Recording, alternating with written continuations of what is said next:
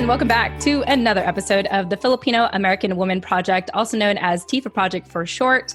I am your co-host, Jen Amos, and as always, I have my amazing co-host with me, Nani Dominguez. Nani, welcome back. Hey, everyone. Yes. And we're excited because every time we get to do another show, it means that we get to interview another incredible person in our community. But before we get to that, I have announcements, as I always do. For starters, if this show resonates with you in any way, we encourage you to reach out to us. We do have a phone number. You can call or text us. Actually, you can leave us a voice message. We may not pick up because, healthy boundaries. But you can leave a voice message or send us a text message. Our phone number is 415-484-8329, or the letters TFAW as in the Filipino American Women Project. Again, that phone number is 415-484-8329. And we'd love to hear from you. We've had a couple people text us already, right, Nani? Yeah, and I just wanted to let you guys know that I have seen a couple of missed calls come through on our number. And I'm sorry that I don't answer the phone, but it doesn't ring. So it's better if you just leave us a voicemail or a text message, and I will respond as soon as I get it. Yeah, perfect. Yeah, we don't have office hours for yeah, I see your guys' calls come in at 12:17 a.m., 9:23 p.m. And sometimes I'm just, doing other things at those times. So just leave us a message and I will get back to you ASAP. Promise. Yeah, perfect. Thank you for saying that, Nani, because I didn't realize we were getting missed calls. I would think that, I feel like I've articulated it enough that we will listen to your voice messages and respond to your text messages. But no, we will not pick up right away because we do have lives. We like to set healthy boundaries. And so anyway, thank you, Nani, for clarifying that. I'm sure that'll be very helpful for our listeners and they won't feel like we are neglecting them. Yes. Awesome. Also, speaking of healthy boundaries, Nani and I are spending more of our time on our newsletter because social media can be overwhelming, and as much as it can lift us up, it could also take us down. And so if you want to be engaged with us, if you want to contribute to our community, we encourage you to check out the show notes of this episode or visit tfaproject.com and subscribe to our newsletter. All right, moving on. So this show wouldn't be possible if it wasn't for our sponsors. I want to talk about one of them, the t-shirt that I feel like I wear this all the time. People are going to think Jen, do you ever take off this t-shirt? But if you're watching the video, this is actually from one of our sponsors, Captivate. If you are looking to start a podcast and you don't want to go through the hassle of getting a website done, and you know that you need a social media friendly, what would you call it? A people-friendly, user-friendly website. Yeah, thank you. User-friendly website where you can get all the links and know which podcast platforms you can listen from and get the show notes of this episode. Captivate has been really good to us so far since we've transferred on it. And so if you are looking for a place to either transfer your podcast show or start a podcast show, I highly recommend Captivate. Also, if you do use WordPress, Captivate provides an easy plugin for you to incorporate your podcast onto that website. So a little tip there, if you already have a website that you are committed to and don't want to use the Captivate website itself. If you actually look at our website, tfaproject.com, you'll get an idea, a template of what the website would look like if you were to be on our platform. So that's a little bit about our sponsor. The next thing I want to share is actually a free resource. Since today we're going to get into the topic of mental health. I mentioned this in the last episode and I'll mention this again. If you are new to mental health or seeking out mental health resources, I recommend looking into 7 Cups. I have personally been using it for almost a year now, and it's a free resource for anyone that just wants to chat with a stranger. So on 7 Cups, they have volunteer listeners who are trained to listen to you and to validate you and encourage you.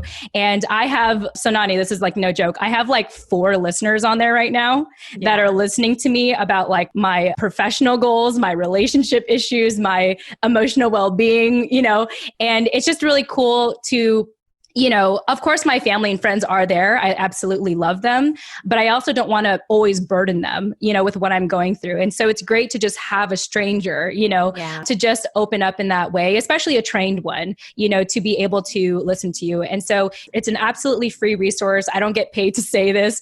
And so if you're looking for that, if you need that, if you're looking for a place to get started with your mental health, check out 7 Cups. It is provided in the show notes of this episode or on our website, tfaproject.com. Anything you want to add so far, Nani? But yeah, just that, if you are in a place right now where you're struggling or you feel lost, I think that this is a really great resource. I know that for me, at least personally, when I'm going through something, I'm not always quick to reach out to, the people that are closest to me, because I can kind of already guess what their response is going to be or what they're going to say. And so if I anticipate that they're going to say something I don't want to hear or that I don't think is going to be helpful in that moment, I think this is like such an amazing way that you can find somebody to listen to you that is completely unbiased, that knows nothing about your situation or the people that you might want to vent about.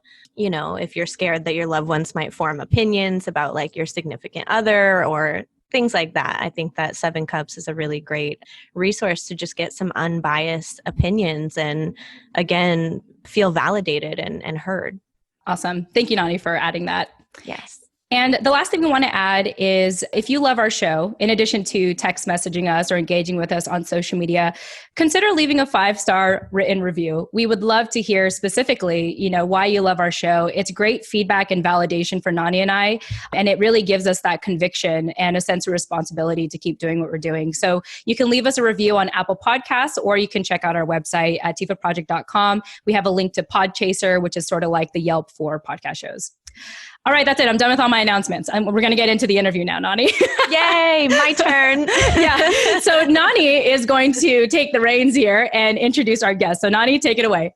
All right. So today, everyone get excited. We have a fellow Baydestrian, which for those of you who are not from the Bay and have never heard that term before, it just means a Bay Area native, born and raised, whoop, whoop, Christ follower, married for 14 years, mother of 3 boys, co-host of the Filipino MomCast, and creator of the new online platform, The Bold CEO. Also, she's navigating life with anxiety and depression. Lynne Tugangui, welcome to the show. Thank you guys so much for having me. It's such an honor to be on the show with you ladies, and I just have good vibes of what's to come, so I'm excited. Yeah, no, we're so happy to have you. And we were talking about this offline, but when we heard about the Filipino MomCast, I just knew that we had to get you on because we already had Rowan on here and we had Marianne on here. And so it's just great. I was like, we need to figure out a way to promote the Filipino MomCast, but we already brought on Rowan and Marianne, but Lynne hasn't been on. So we're going to bring Lynne on. Yes. And so thank you for, taking on our offer, our invitation. And I'm so glad that Marianne, and we're saying this offline as well, quote unquote, kindly encouraged you to be on the show. So shout out to you, Marianne. I don't know if you want to share some thoughts to Marianne, Lynne.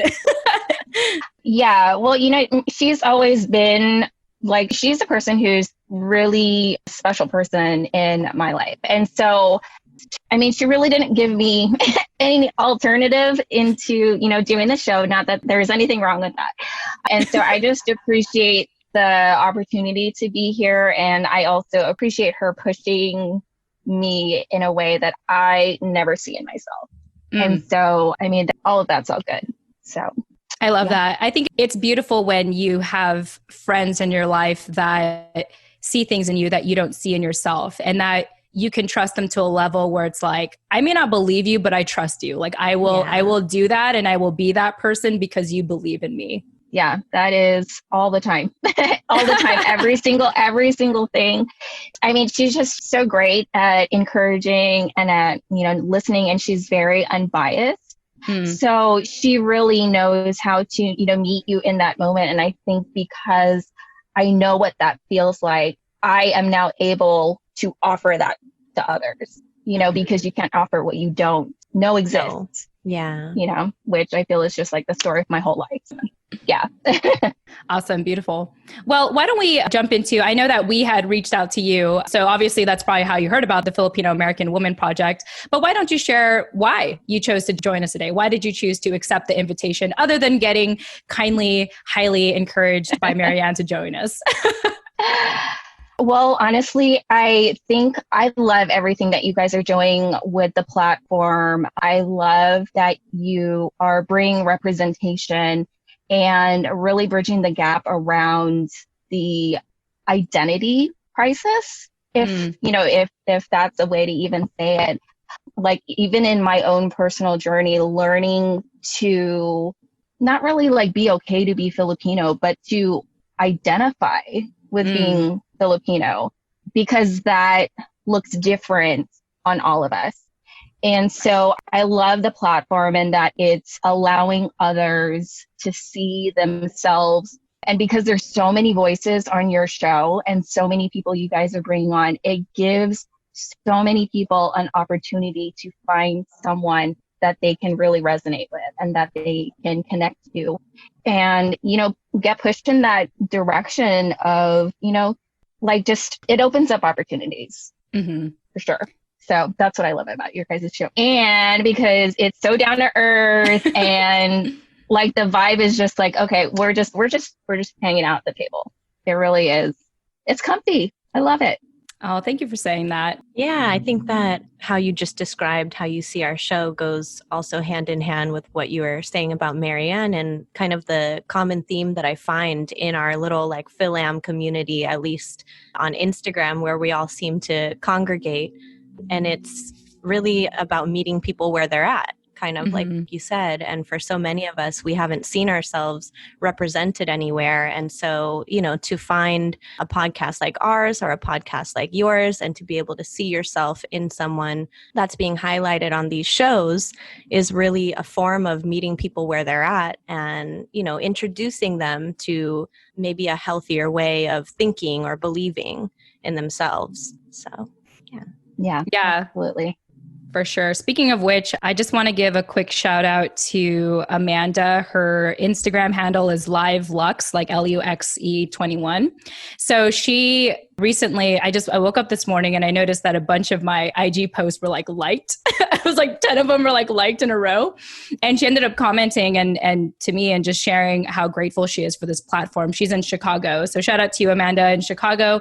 And she said like, wow, like this has really inspired me. Like we don't have anything like this in Chicago. And I'm thinking of creating something for myself, to fill in that void. And so we were chatting through our DMs and I actually shared a number of our interviews that we've done of people in Chicago. And she is extremely grateful for that. So, to go back to what you're saying, Lynn, I just really, again, appreciate your feedback because, at the end of the day, at least for me, my goal is I don't want to feel lonely. I don't want to convince myself that I'm the only, weird person out there. And, having a platform like this is so validating. And initially, I started this out of selfish reasons, but now it's like, oh my gosh, like there's so many other people that need this. They need to feel seen. They need to feel heard. They need to see themselves in someone else's story. And at this point, we have nearly, I think, 70 plus episodes at this point of just so many different Fil-Am women from all walks of life just sharing their stories. So thank you for your feedback and, being on our show today and hanging out with us. Really appreciate it. Yeah, I love it. I mean, I'm sure we can go an hour on just that. But I love it. Yeah, it's great. Yeah, for sure. Let's go on an hour for that. No, I'm just kidding. Yeah. We'll go on.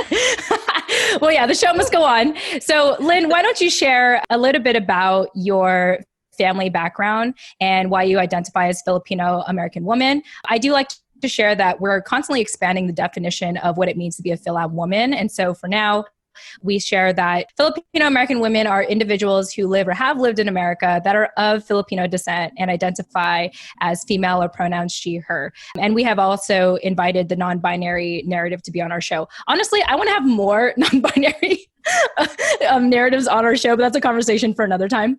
So Lynn, why don't you share a little bit about your family background and why you identify as a Filipino American woman? All right. I'm going to open that up with this because for a long time in my life, I always knew I was Filipino, but I never really connected as Filipino. And so kind of going with that, moving forward, I'm hoping I can help you sit in a place of maybe where I sat as I was growing up.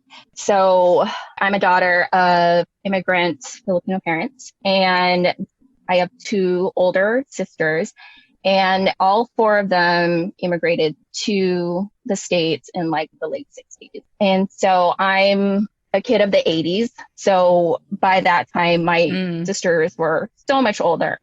And a few years after I was born, my parents ended up divorcing. And so at that time, they would have been, I don't know, something like 20 something years. And Wow. so each of my parents ended up remarrying. My sisters were now old enough to, be out of the house and families on their own. And so I lived a lot with my mom. My dad and my stepmom ended up moving out of the area. And so I never really saw my dad or really communicated with him a whole lot. And the blessing in that, I really feel, is that even though he wasn't physically in my life growing up, I never harbored any ill feelings about that, which is almost a little bit weird to say because I remember being little and, you're hearing of these stories of, girls who don't have their dads with them and just the anger and the animosity. And I don't know, maybe that was protection at an early age, but I was just that's just not going to be me, And so anyways, my mom ended up remarrying and she remarried Caucasian. So I was then now part of an interracial, family. And so I don't remember a whole lot of that time, to be honest, because by the time I was in 4th grade, my stepdad had gotten really sick and actually ended up passing away in 4th grade on Christmas Day. Wow. And so, so much within a short amount of time. I was, 10 at the time. So much has happened. Yeah. There's just been, structure, all of that stuff. And so this sense of identity has always felt kind of lost for me. Even growing up in the Bay Area, it is very, very racially diverse, there, let alone in the Bay Area. And so not only did I feel like I have these differences of just my family structure, going from a divorced family to an interracial family to now a widowed single parent family. Yeah, by 10 years old, by 10. by 10 years old. And I'm yeah. I don't know what to think about all that or how it's affecting me, right. That's not where I'm hey, what's going on, And so already I was seeing myself as different from others. And then to now kind of put the ethnic part of it into that puzzle. It's I was assimilated into Western culture, and so I had very, very minimal influence, cultural influence in my home. And my mom was very, just very, very Westernized, especially with my stepdad being Caucasian and, he was diabetic as well. So we weren't cooking Filipino food. That was not something that would I grew up with. I didn't grow up with traditional Filipino food. I have never been to the Philippines. I didn't understand the language. So then I couldn't speak it, a lot of my connection to being Filipino was just, I look like I'm Filipino, but that is all I have to offer. Right. And so that cultural identity, just the disconnection there really added to, this growing list of things about why I felt so different from everybody else, And so, family structure, my sisters are old enough. So I have siblings, but I don't really have siblings, And so on top of all of that, going to school and, kind of just, the way that I think about it now, looking back, I was always in this position to compare because I'm trying to figure out where the heck do I fit in? Yeah. Where am I? Who am I? And my mom, she was grieving, obviously, and now she is a full, she's the provider now. And that doesn't even touch on any of the wounds or experiences she's coming into now being thrown in this position as a divorced and now widowed immigrant mother, Single mom. Yeah. Single mom. Right. And so, but as a young kid, you don't know any of that. It's very just what's stuff I'm not getting what I need. And so a lot of that really just that, that disconnect of like trying to make sense of the world around me based on what I knew, which we all know is not enough when you are really, really young. Right. And so, of course, I interpreted a lot of things as not what they were supposed to be. And those became my narratives. And those became the core as to what drove my behavior. And on top of that, the influence that was around me was only reaffirming those negative narratives. Right. Like I would look around and I'm like, okay, like how else am I different from everybody? Right. And I would be in school and I'm like, okay, people live in houses. People have two parents in their family. It seems like everybody comes home and they have siblings, someone to play with or someone just to have like company. And even back then, something as small as like cable, like just having like cable TV, because everybody would always talk about, MTV and stuff like that. And I'm like, that sounds really cool. Like I want to watch it, but like that was considered a luxury for us, And so growing up, like this whole experience of just, I really could not relate to anything. Like I was like, okay, yeah, like I had friends, but I never felt like I could connect to anyone on a full level because I felt there was always like that limitation where we could connect, but never fully connect.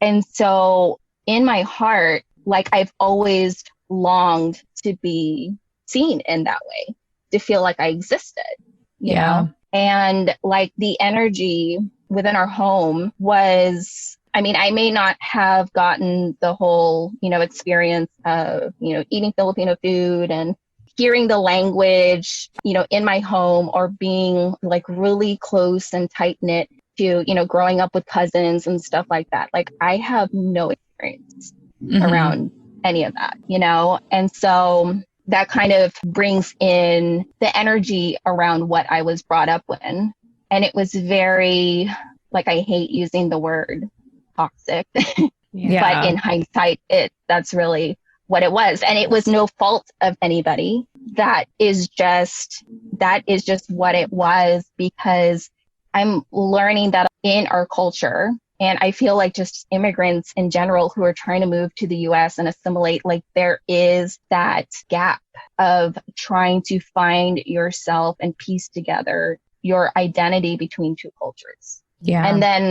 And then you add all the exposures of, like things that go wrong and stuff like that. Like the energy in our house, like growing up, it really was just, there was definitely like love and compassion and like good times. And so I don't ever want to dismiss that. And you guys can tell, like, this is really hard for me to talk about. Well, thank you for being thorough about it. I'm like leaning in. I'm like, go on. Like I have notes here. I'm just like, oh my gosh, she's pouring her heart out right now. And so the energy, like on top of it, it's like there was just like so much happening that it was always like, how do I say this? There's that shame that goes on just within our culture. Like, and I feel like it's like prevalent around like everybody experiences shame. And I feel like within us, it's very much like, because you don't want to, it really is about what other people think, which kind of like ties into a lot of other things, which I'm not going to get into. But that was kind of like, there was a lot of like speaking from anger, or I would say like anger was more like the secondary emotion, but there was a lot of hurt, especially like when emotions really hit.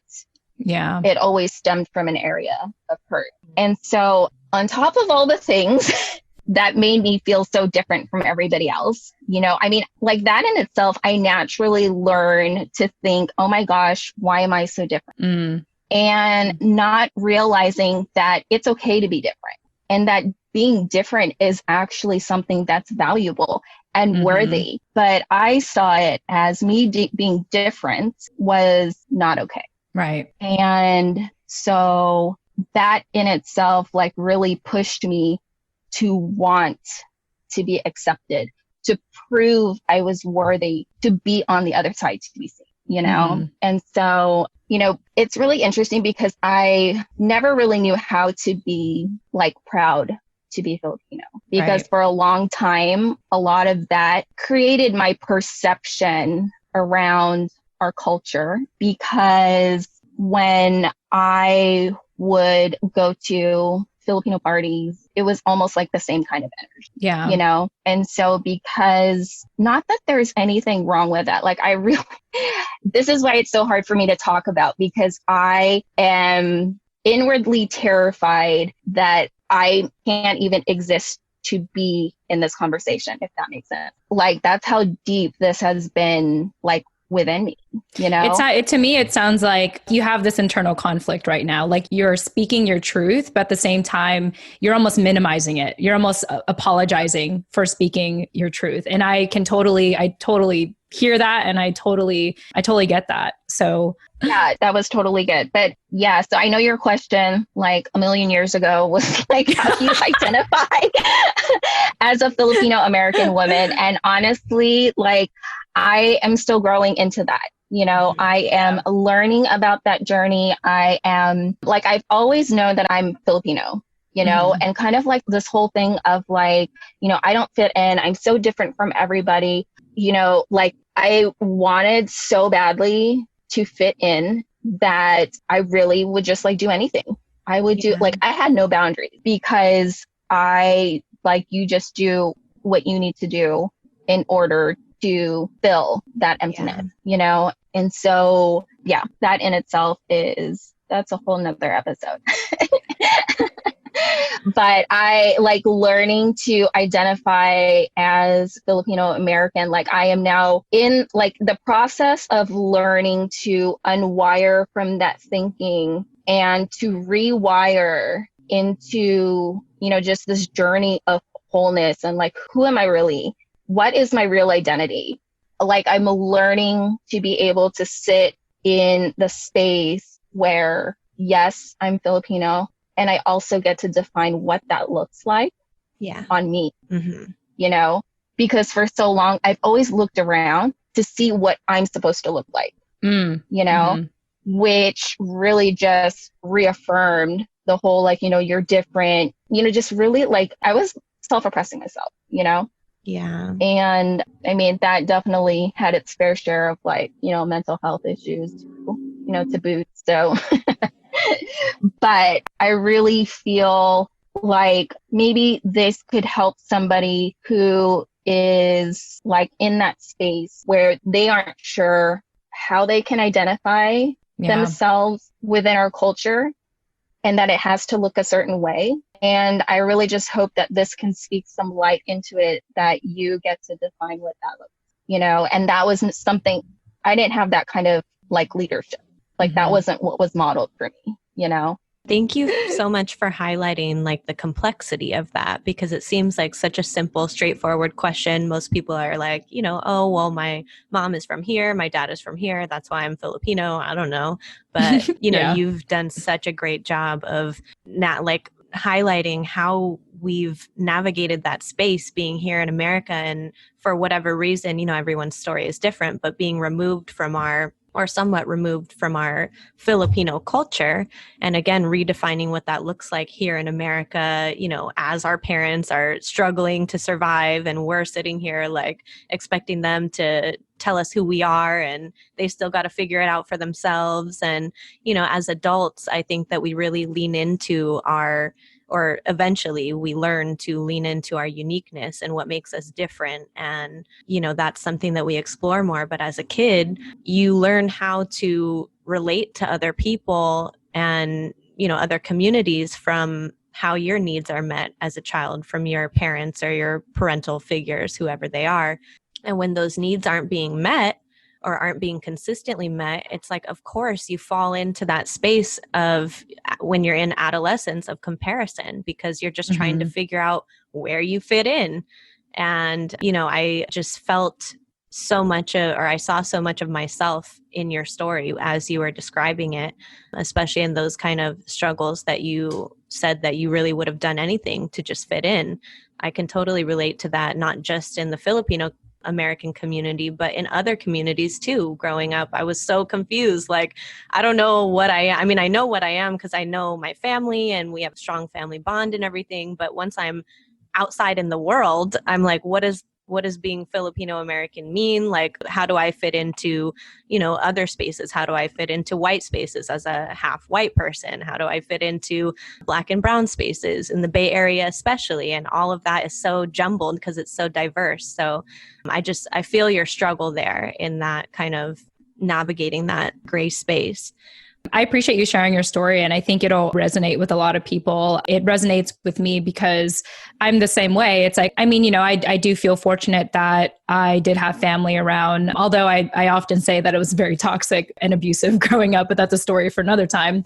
But yeah, it just sounded like you were dealing with so much already, and then you got to throw like the Filipino card on top of that. It's like, oh, and I have to like identify with this. It just seemed like, your Filipino descent, background was kind of put in the back burner because there was so many other things going on in your life that just wasn't a thing at the time, And I just think it's powerful coming from you because you are a mother of 3 boys, and just a mother in general. And I'm just kind of curious, how does that translate to maybe, let's say, how you raise your kids or, how you show up in your family? To be quite honest, that's just like who I am. It's difficult. It really is, and becoming a mom actually helped me understand a little bit more about my own mom's struggles and, just kind of the grief that I gave her, just with all that happening and how that was expressed in my behaviors. And I was super rebellious. I was very disrespectful, like all the things. And I can't even, oh my gosh, I think there's a reason why I have boys. I don't know.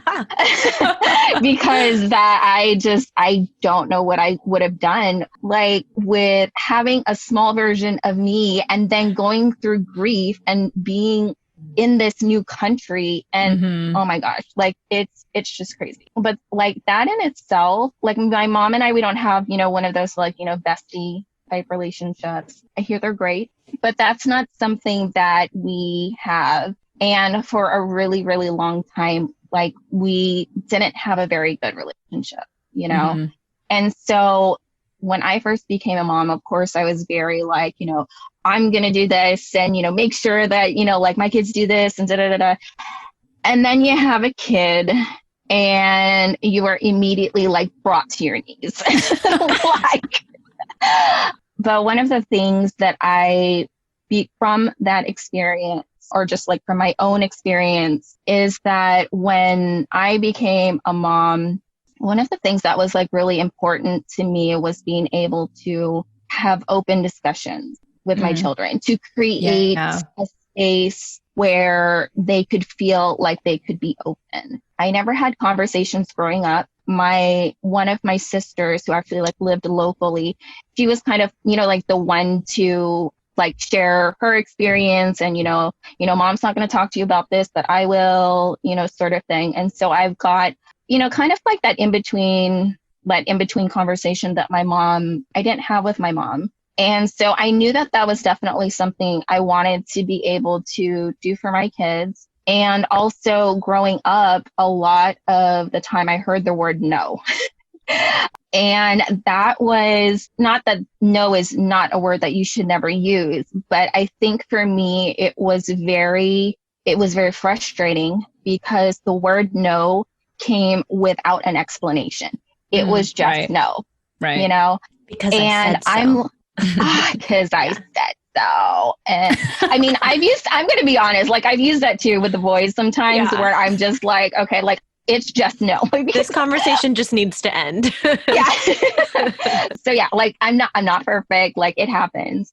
But that was one of the things I wanted to make sure that I had, or that I could create for my kids. And what is really hard for me to, like, something that I am really healing from is that stepping into, like life as a wife, as a mother, and really feeling that I'm coming from like this confident place, like this whole place of, like, I'm going to make sure that I do this. I'm going to make sure I do that and da-da-da.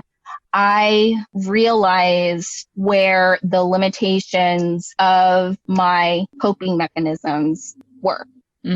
Because the same like behaviors that I was trying to protect myself from by being a people pleaser, becoming codependent, doing everything perfect so that you could get that recognition, that really spilled over into my life now as a wife and a mother. And especially as the kids got older and, you know, they're forming their own opinions and stuff like that. Like I'm still having these conversations, but it was very, very hard for me to put my feelings aside because I was always triggered.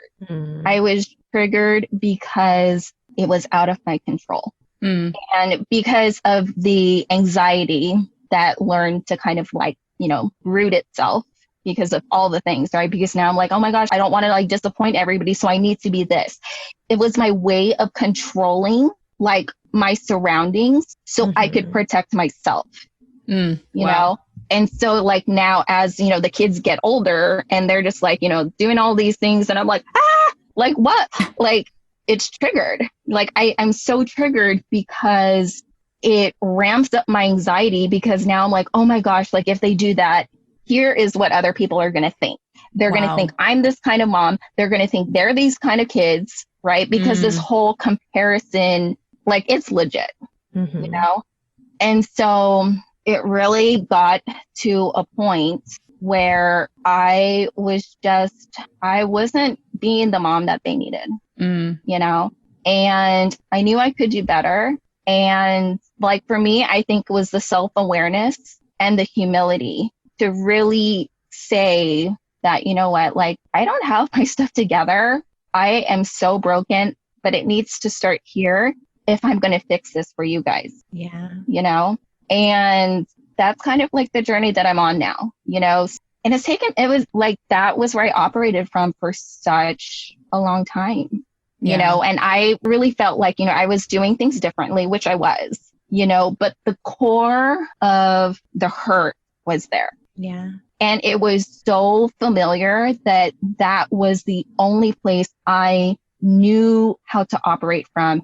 And every time it was, you know, like activated. Yeah. Like everything just kind of like flares up, you know, and especially, you know, becoming a wife, becoming a mom. And now everybody has certain expectations as to what that needs to look like on you, you know, like that was just like before I knew it, it was just the straw that broke the camel's back, essentially. Wow. You know, I mean, and that is exactly why, like, I'm a huge advocate for doing the internal work because there is a reward for it, but it's freaking hard. It's tough. It's not for the weak, but it's so rewarding when you can just realize that you can redesign yourself as a person and what you've been taught to think that weren't even like really true. Because really we're just like influencing each other from areas that we are healed from. Yeah. Right. But then we also like influence others from areas we're still hurt from. Right. Yeah. Like the way that we interact and the way we express ourselves and all of that stuff. And so, I mean, that's what like all these years of analyzing behaviors in order to emotionally protect myself, that's the blessing it's given me, is this awareness of human behaviors, you know, but now using it in a way, not as protection, but in a way where I can now thrive more authentically. I want to commend you for the inner work that you're doing because it really sounds like you are just in the thick of it right now. And so I want to just appreciate you for doing that work and also for your ability. Jen told me this when she and I first met after we had our first conversation as well. But even though you may feel really like, you know, in the trenches right now doing this work, you're still able to articulate it so well and in a way that, again, I can see myself and my past experience in what you're describing. And so I just want to thank you for that because I don't often feel like I can look at myself that thoroughly. So I think that that's just a really great skill that you've built, hence all the trauma that you've had to go through in order to, you know, get those skills. But at least you have them now. And again, you're committed to doing the work. And I'm positive that your family is going to reap all the benefits of that. Instead of, passing your trauma down to them, you're going to pass all these amazing tools down that you're now documenting through like the MomCast and your new online platform, and just all of these little pieces of yourself that you are leaving for them. Yeah. Yeah. Money. Like that really means a lot. Like, and the reason it's hard, like, to even talk about it is really that, obviously, like, oh my gosh, what are people going to think? Right? Like, that's still deeply rooted. Like, for me to even, like, honestly be here, launch the blog, to be vulnerable in such a public way, it is terrifying because it really summons all of those fears that, like, we've all believed our entire lives. Like, I know it's not just me, right. To be able to show up and be like, I don't have it together. And I think that's one of the things, like, I knew, like, just coming into, like, this new space, like, there's always some expectation that you have to know what you're doing, as a professional, and I'm not saying that you shouldn't know what you're doing. But it's okay to express that you're still learning. Yeah. Yeah. And I think the humility in that is so key. And it's something that even, like, I see, like, in, like, the church space, for example, right? Like, I understand, like, I can't even imagine what it's like to be a pastor. You know what I mean? Like, that is no thanks. Whew, like, oh my gosh. Like, talk it's about just stress. Yeah. That's crazy, but I also, like, I just have so much admiration for what they do, because they are people just like us. Yeah. Right. They are just simply called to be in a position to, like, create that, like, relationship for people, but, like, I honestly would love it if pastors would swear every now and then, because I feel like that would just humanize the whole experience, that you are not perfect up there. Mm-hmm. You know what I mean? You're just showing up, which is really what's the courageous act, right? Yeah. So, I mean, that could probably my favorite pastors are, like, I remember, I went to Long Beach. I was visiting one of my friends there, and her pastor was, like, a former, like, gang member and he was all tatted up and he was preaching the Bible, and it was, like, the coolest thing ever. And I think my favorite pastors are really the ones where, like, they're, like, tatted up, and, like, you could just tell that they had a past, They're human. Yeah, they're human. And I think that's one thing that I struggled with growing up as a Catholic. I'm a Christian now, but growing up, it just seemed like the pastors were so kept together and so, like, out of reach. And one thing that I have come to like, at least with Christian churches, I don't say this for all churches, because I know that some churches can have toxic people in as well, but my own experience with Christian churches, it just felt like a lot of the pastors were just so real and down to earth and so transparent about, like, what they're currently going through, which is, like, not an easy thing to talk about, especially if you're in the thick of it and it's so emotional, And so it's pretty cool. Like, those are my kind of pastors. Like, I will go to church for that person. Yeah. I mean, and I think, like, that, I love that. I love someone who is just, like, who really gets it as just, like, a person. And it's not like, okay, I'm a pastor, so I need to, you're my audience and whatever. Yeah. Like, I really love that, like, no, you are, like, you're the leader. You're the one who is connecting us to, someone who is so strong and, forgiving and all of that stuff. And to realize, like, they are just, like, they deserve to be as human as we are. Like, there has to be space for that, like, they're not superhuman. Exactly. I think, like, my favorite types of people I generally like to follow are people who are very transparent. They're using their story. They're making a message out of their own mess. Like, you feel like you can see yourself in them. When I hear from people where I just have no idea what they're going through and they're just kind of preaching at me, I'm like, I don't know. I don't want to listen to you. Like, I mentioned this before, but I had this very self-righteous roommate. I don't think she'll ever listen to this. And like Nani's gonna laugh because I say that all the time. But I heard that in like one of your episodes before. So I'm like, just wait until someone hits Jen up. Like, so I was listening to the show and I heard you talking shit about me. I was like, I think that's about me, right? I won't mention their name. I will keep them non-gendered.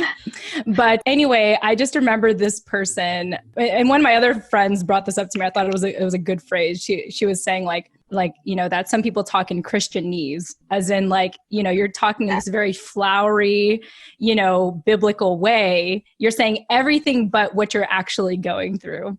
And that was my former roommate. Like, I felt like I couldn't just talk to them because every time I would be so transparent, it was almost as if they're preaching the Bible to me. And they didn't want to share their story and their background. I mean, they sort of did, but kind of like in a pedestal kind of way, like, oh, look how I was saved. It's more of like, oh, I'm here to guide you rather than I'm here to teach you how to connect or give you a reason to relate. Yeah. Exactly. So it's nice to be around people that even, pastors and all, that like to walk with you rather than ahead of you. Right. Mm-hmm. And so, or tell you to just march, like, so that's a type of vibe I generally like. It's not for everyone, but it sounds like you have a similar like as well when it comes to your pastors and community. Oh, absolutely. I just think in anything in general, I mean, I also know what it's like to kind of like have that arrogant status or like that pride of, telling other people what to do, right? I think that runs pretty well in our culture for sure. And so I'm not immune to that because at some point, that's all I knew how to be. I only knew that, oh, you're doing that. What is the reaction? The reaction is to criticize. The reaction is to be condescending. It's to be, this is how you should do it, and da da da da. So I don't ever want to say like, oh my gosh, like I've arrived. Yeah, right. But I always want to make sure that I am addressing those pieces myself because that is part of who I am. Totally. And I think also like it creates space to know that even though that exists, right, that I'm also not perfect because sometimes I do have my guard down, and sometimes I will say something that is definitely like not life-giving, you know? Right. Absolutely. And for a long time, like I've always seen things as like black and white. Because it's so very like, it's either this or it's that, like nothing could coexist. Mm-hmm. Because I always felt like I wasn't doing anything right. So which kind of like impressed upon me that I was disappointing others. Yeah. So now like I go out into the world and if I'm not doing something that somebody likes, I would really take that personally because of how deep that meaning was to me. Mm-hmm. And because we live in this imperfect world and there's disappointment everywhere, it really just reaffirmed, like it was just oppression on top of oppression on top of oppression. Mm-hmm. I think back on like my life and I don't know how I'm here, because I think about all of that and that could have easily turned into something that could have been very permanent, you know? And so that's why I'm just such a huge advocate of the whole mental health thing. Like, I mean, I've been caught up in the stigma too. Like, I didn't realize that I even had anxiety. So quick story on that. I was under a lot of stress when we had moved back to California for a little while. We actually lived in Hawaii for a few years, basically to get married and have 2 kids. And then we moved back to the Bay so that my husband could, go to school because now, we're parents. One of us has to be responsible. So he went back to school.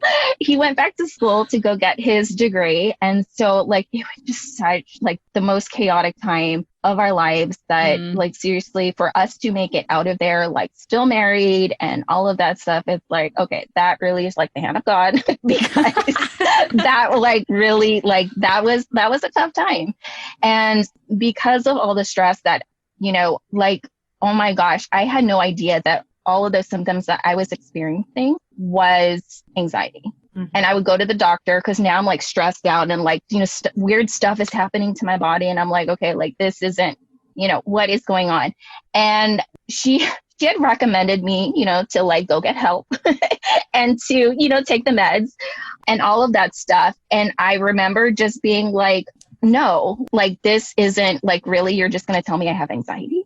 Yeah. Like I was so caught up in, because back then, like mental health then isn't what it is now. Yeah. Right. You're like, I know there has to be something else wrong with me. There has to be something really wrong. Really wrong. Like there's got to be like some terminal illness that you can't find in my body, because they literally like ran all the labs. I did like all, like the x-rays, the MRIs. Wow. And I was so mad because every single time they would come back, they're like, they wouldn't find anything. They're like, and I was stop stressing. You're like, what? It's like so the problem's right in front of you. You have anxiety. Oh my girl, God. Yeah.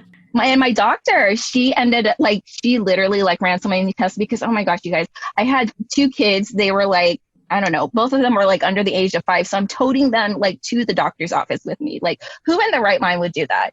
Right. But that's like how much this was bothering me. And at one point, like I literally was like going every week.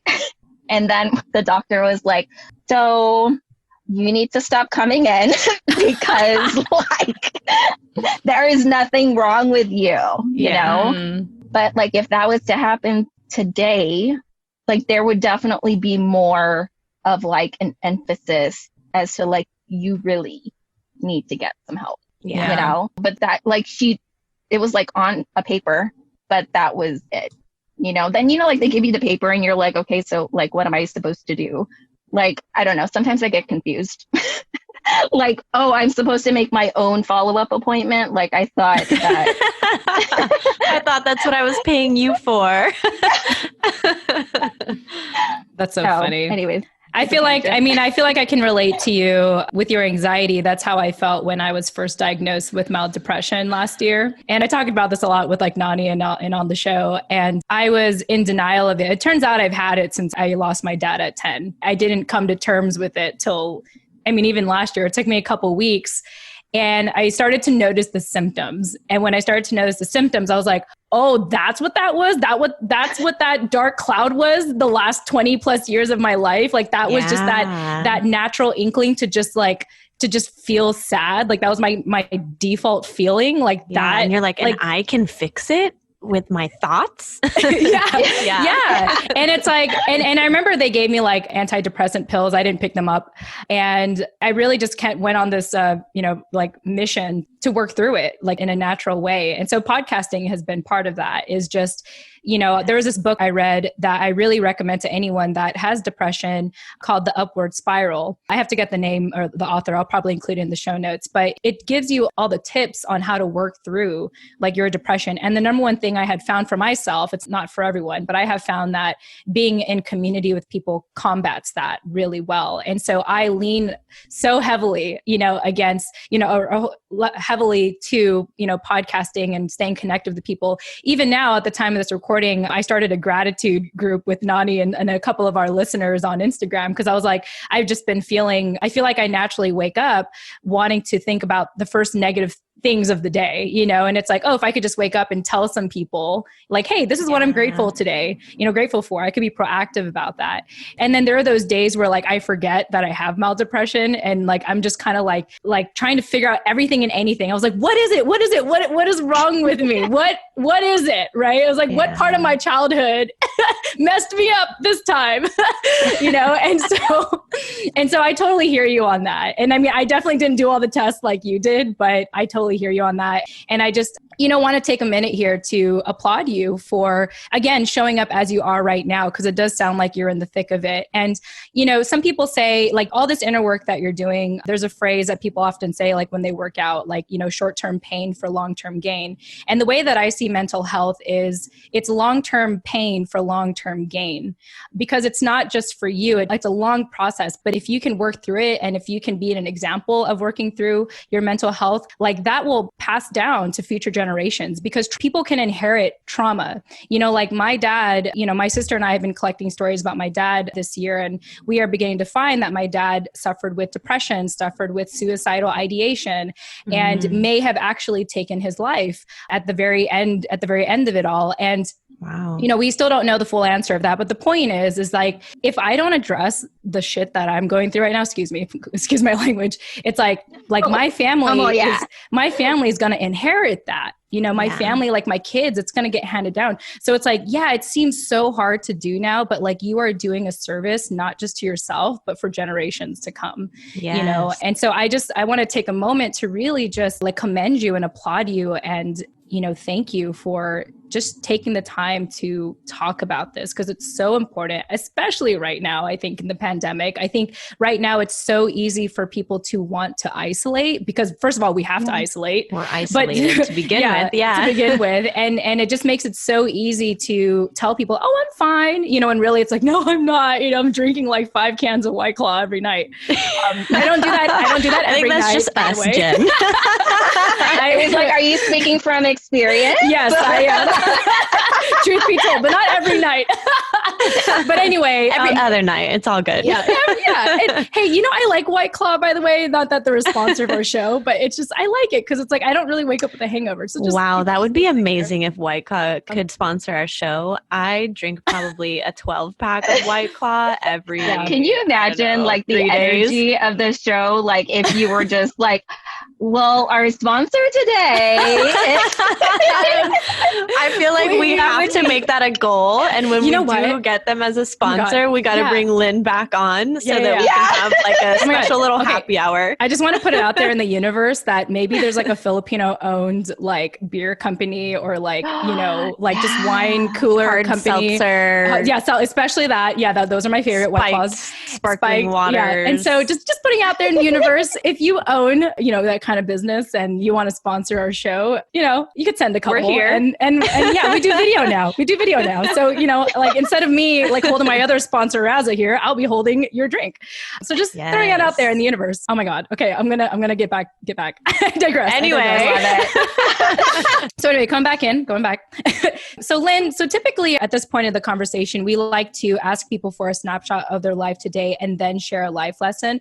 But because of this unique time in history, we want to share what life is like for you today, pandemic style. And, you know, what is kind of the number one lesson you've learned so far? And actually, you know, I feel like we've been talking about this a lot already, but I think this would be a great way for you to tie in the lesson you already wanted to share, which is how others react or treat you actually has nothing to do with you. So would you like to, and you don't have to get to that, but I just kind of wanted to frame, you know, kind of give you some structure if you need it. But why don't you just share, you know, a snapshot of your life today? You know, we've definitely unpacked from childhood to the, you know, to this point, but why don't you share, like, what are you up to nowadays? Like, what does life look like for you? How do you stay busy? How do you stay excited? How do you stay motivated? And, you know, what's the biggest thing you feel like you've learned really in 2020 so far? Well, 2020 hasn't been nice. I've learned that much.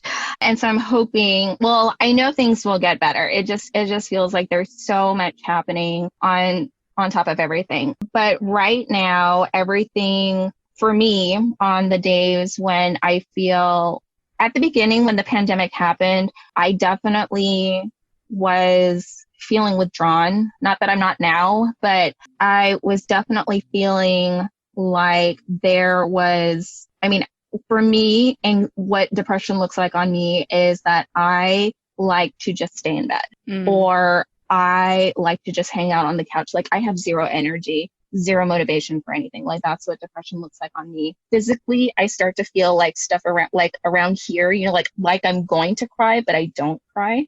And then I'll have like those like super koala moments where it's just like all of a sudden like, you know? Mm-hmm. And so like pandemic style kind of like added a little bit more into that. And so my husband he's been such a godsend, being able to like, you know, work from home and, you know, like with the kids and everything. And he's amazing because even though there was just a lot of my time is spent kind of like experiencing those kind of symptoms, he just steps in. Wow. He doesn't say anything. He is just so gracious and generous in being able to, you know, just be part of this partnership. And so that was like the beginning of the pandemic. And now that, you know, like we have the podcast going and I'm launching the blog, that really has helped so much. And I think because it is refocusing me on something that I'm really passionate about, you know? And so like with the kids home and, you know, all of that stuff, I mean, like there's still stuff at home that needs to be done, you know, but so these days with everything going on, my faith is really important to me. That's like first and foremost. That has really been the thing that has gotten me through all of the tough spots in my life, you know. I mean, it didn't come until like later, but now like looking back, like I can see God's hand in everything.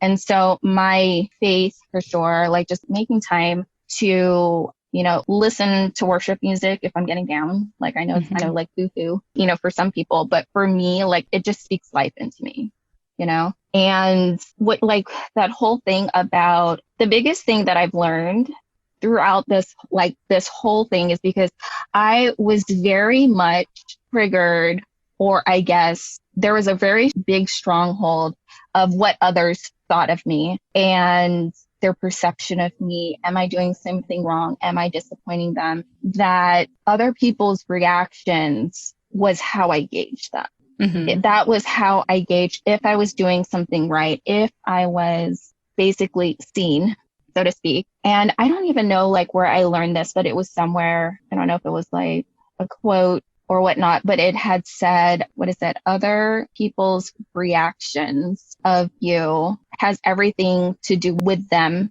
and not with you. Right. And so it took a while for that to really like, okay, what the heck is that?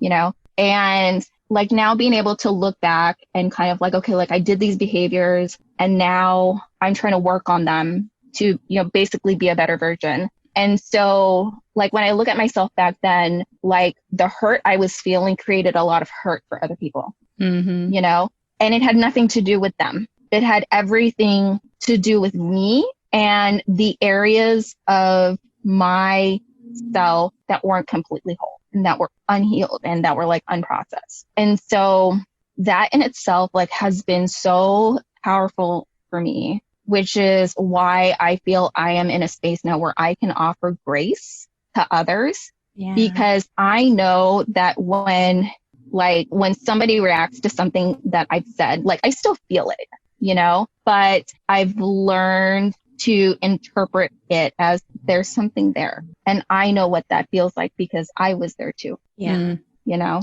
and so like that in itself has been incredibly, like it's opened up so much just conversations and authenticity and connections that I have with people, because it kind of like gives me the ability to meet them where they're at because I don't react to it. Right. Or at least I try not to. Like I've really, really come a long way to be mindful that like this person is like, it's the whole thing, like behind, like everybody has a struggle, you know, you just might not see it. And so, yeah, I think that that's definitely my life lesson. And, you know, we're all in it together, you know, crunching on together. Yeah, that reminds me a lot of two memes. And I know I'm like the loser that always quotes memes on the podcast, but two of my favorite memes. You're not a loser, Nani.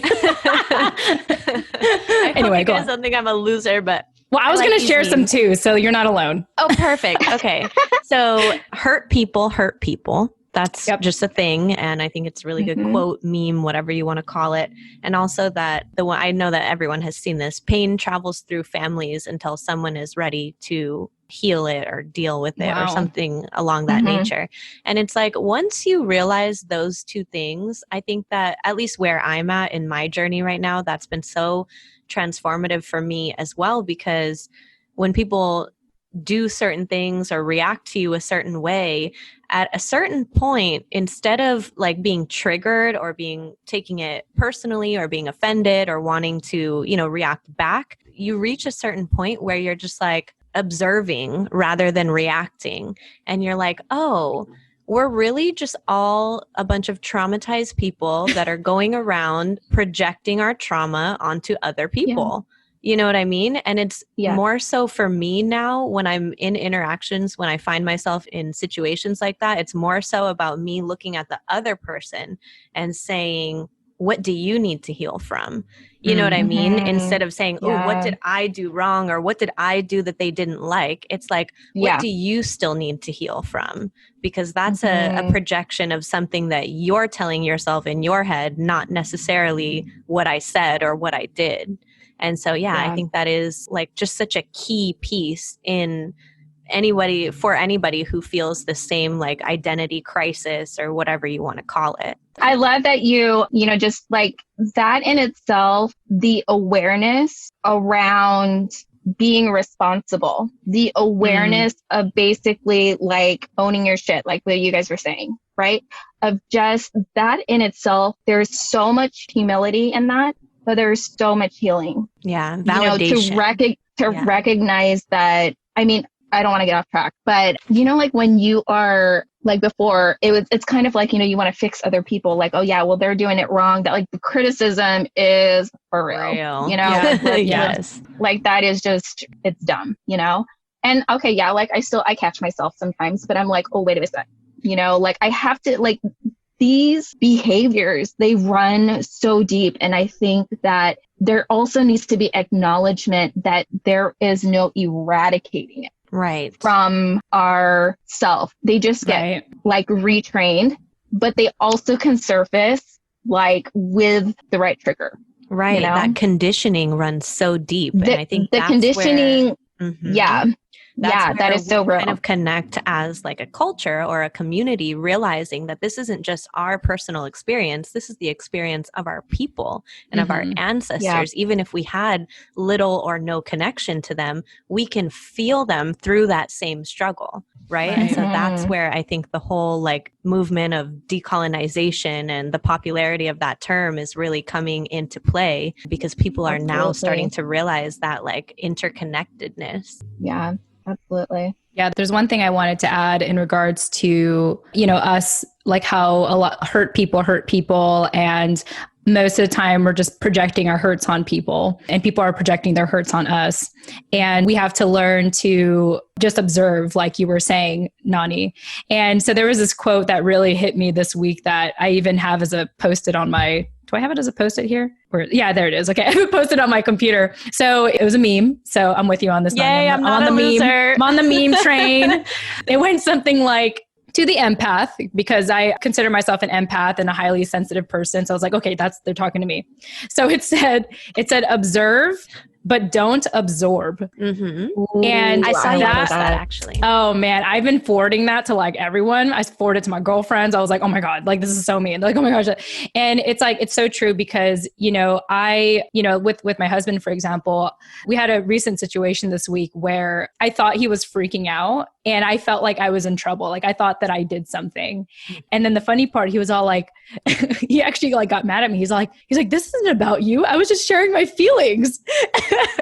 And I actually like appreciated him saying that, because I realized that I've conditioned myself to kind of be his savior sometimes. Take on that. You want to take on that responsibility for how somebody else is feeling. But it's like, even if you want to, you can't do that. Exactly. And so I'm glad that he said that to me. He's like, this is not about like what you did wrong. This is about me, like just sharing how I felt. Yeah. And in that moment, it made me realize like, man, I gotta stop doing that. Like I gotta just like observe and not absorb, and not take responsibility for other people in that way. And, that's a whole other conversation for another time as to why I have codependent tendencies, but we could talk all day about these things, but until then, Lynn, I obviously we could talk forever. And I just want to thank you again for being so thorough and candid and transparent about where you're at in life right now. And I do believe that there are going to be many people that resonate with your story. So thank you so much for, being here today. And I really want to give a shout out to Marianne again for, actually bringing her, like collaborating with you for Filipino MomCast so that, I could see it as an opportunity to bring you on the show and talk about it for a little bit, or at least, bring awareness for people that, especially for mothers that are looking for that perspective. Because Nani and I are fur parents, but we're not parents yet. We don't have real babies yet. We don't have real babies that came out of us yet. We just have dogs that we're obsessed about. But Lynne, if people want to, connect with you, learn more about the Filipino MomCast, we didn't really dive deep too much into this, but if they want to learn about the Bold CEO, how can they get a hold of you? Where can they find you online and everything?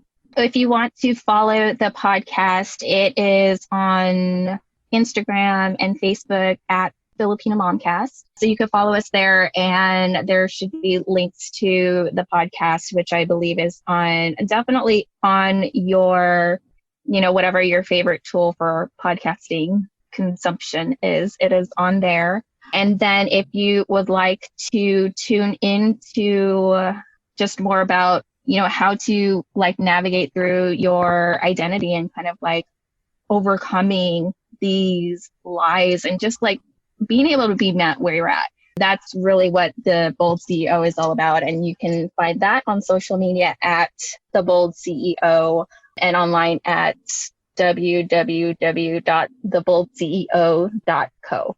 So. Awesome. Beautiful. Wow. Nani, any closing thoughts from you? Yeah, I just want to say thank you again for being on our show and for really highlighting the complexity, like I said at the beginning, of, navigating this space and being so committed to doing this work. I feel like we're all reaping the benefits of your self-work right now. Thank you guys. Seriously, this has been amazing. And I am glad that each of you have, just found a space within yourselves to be able to, be strong and courageous and, trailblaze this message so that others can be able to be empowered and do the same thing, and I know that in order to do that, that takes a lot of individual work. So the praise is on you guys. Thank you for having me. Oh, fantastic. I love it. All right. Well, I don't want this to end, but all good things do have to come to an end. So with that said, to our listeners, thank you all so much for listening in. And once again, remember that if you feel like this episode resonated with you, you can find all of our contact information, including Lynne's, in the show notes of this episode or on our website at tfawproject.com. That's tfawproject.com. With that said, thank you again for listening, and we look forward to speaking with you in the next episode. Tune in next time. See y'all next time.